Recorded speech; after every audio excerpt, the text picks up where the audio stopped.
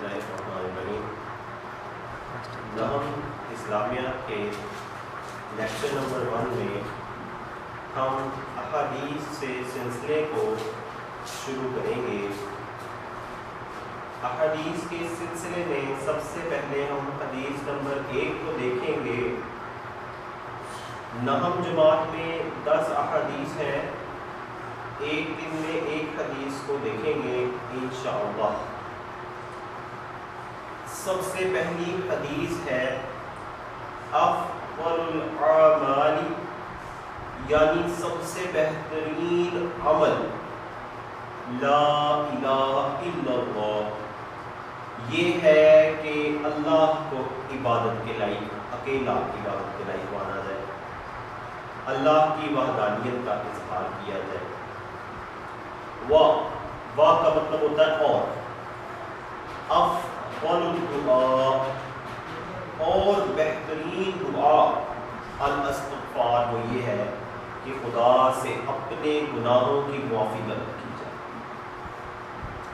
तो अगर हम इस हदीस को पढ़ें तो हमें ये मालूम होता है कि इस हदीस के 2 हिस्से हैं।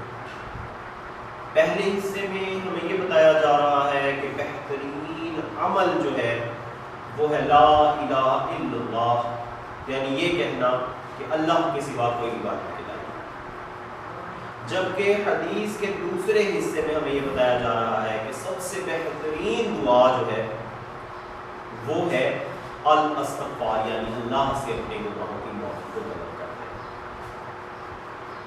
इस हदीस से हमें ये पता लगता है कि अल्लाह की वहदानियत का इकरार करना, अल्लाह के वाहिद होने का इकरार करना, ये बेहतरीन अमल है। बेहतरीन से मुराद यानी सबसे अच्छा अमल है।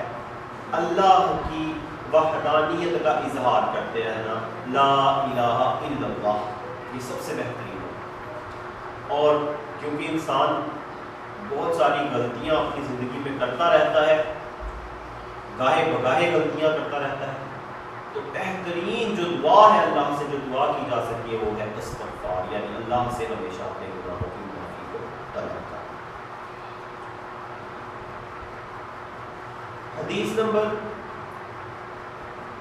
1 एक मुख्तसर हदीस है, लेकिन इसके अंदर इंसान की रहनुमाई इस तरह से की गई है कि एक तो इसके अंदर बेहतरीन दुआ बता दी गई और दूसरा इसके अंदर बेहतरीन अमल बता दिया।